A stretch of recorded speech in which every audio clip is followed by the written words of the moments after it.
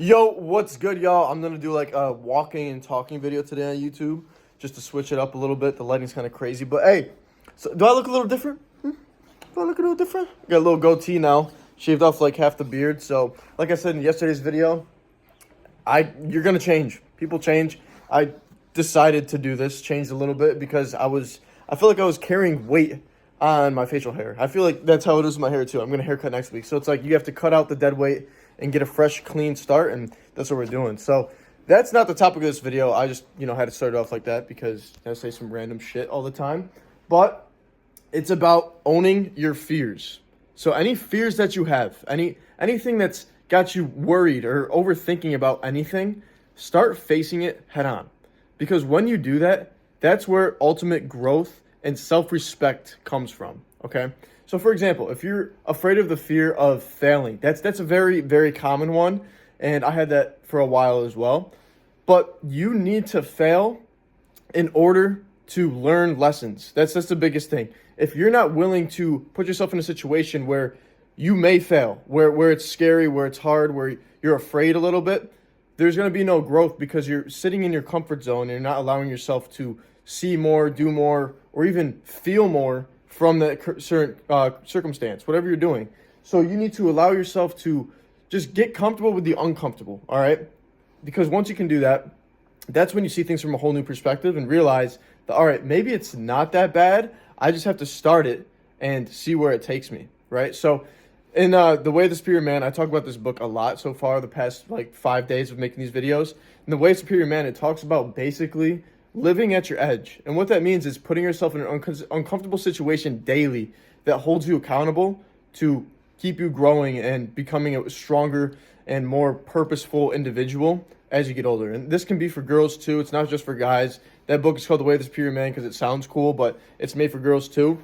But overall, if you are trying to be someone who is not, you don't want to be average. Like the fear of being average is a very valid fear, and that's something that a lot of people use to drive them. So the failure part's a good one, but the fear of being average for people who want to like grow and become like a very influential figure, this applies to you a ton, right? So the fear of being average, you want to put yourself at exhaustion. Like you want to put yourself at the like pinnacle of failure, because when you do that, that's basically allowing you to not be average because you're doing not average things, So it's very simple in theory. You just have to do it.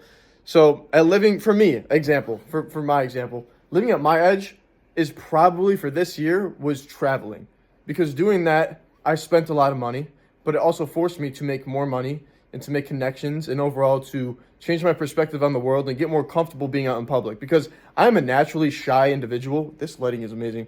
I'm a naturally shy individual, and going out in public in these very busy situations used to always stress me out, make me anxious. I'd feel sick when I saw too many people. I wouldn't know what to say. I'd get like very tense and scared. But by traveling, going to these airports alone, going on a plane alone, it's allowed me to become more comfortable in my own skin, understand myself as an individual, and overall just be comfortable around other people. And this follows through over into business, into relationships, into connections. And as a result, it's basically just growth at the end of the day. So traveling has allowed me to really change my perspective on the world and become a better individual as a result. And it's made me live at my edge. And what's even crazier about that is I haven't flown ever in the first time since last summer. Last summer in, I think it was August or July, was my first flight ever. I was shitting bricks. I was so scared.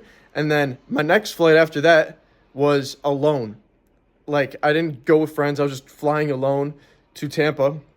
And from that point on, you build the confidence, you build the understanding of, all right, well, I'm not going to die, so let's do it again. And the more you do it, the more comfortable you get with it, and you become a more well-rounded individual as a result. So by doing these things that basically just are scary and basically surviving through it, that's a big thing. If you could survive through these things, you have more self-respect for yourself, and you just basically feel like you're invincible pretty much. Like you can do anything at that point if you've done it a few times. So that's where confidence is built, is by doing things over and over and over again that force you to get uncomfortable, to grow, and to put yourself in a situation that you typically wouldn't, so that you can get a new result or a new outcome that you've never experienced before. This is for anything. Like even if you're just beginning, Go to the gym. It's as simple as that. Go to the gym, get uncomfortable, and feel pain for once. Like if you're someone that's, shy, or you're not happy with your body, you're not where you want to be, you have a weak mindset, but you want to get stronger, the gym is the best start. And it's at any point in this process.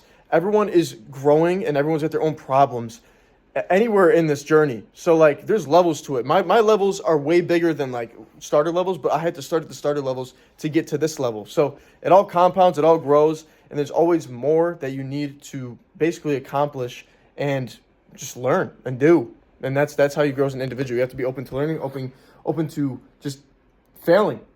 Once again, failing, feeling pain, struggle, hardship. You need that to grow, and as that goes on in time, you become stronger from it and you become a brand new person and, more respectful. So, yeah, that's pretty much it. Own your failures. Stop overthinking it. Stop, being so scared and just do it. The more you think about it, the worse it's going to hurt you and the more energy you're exerting than if you actually did it. Because when you do it and fully commit, it's like, all right, I'm not wasting time. I'm not wasting energy. I'm getting it over with. And I survived.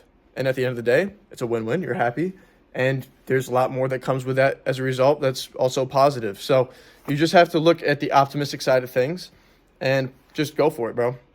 That is all I got to say. So, yeah, own your fears. Feels? I don't know what the fuck I'm saying now. But own your fears. I'm going to go get a Bowl Boss acai bowl because that shit is so good. My sister's on the way, so I'm going to be leaving in a few minutes. But I just want to hop on here, say that real quick, and give you guys a little insight. I was reading that in the book today, Ways to Be Your Man. If you want it, link in the description down below. And once again, thank you guys for watching. My name is Jim McQueenie, and I'll see you guys in the next video. Peace.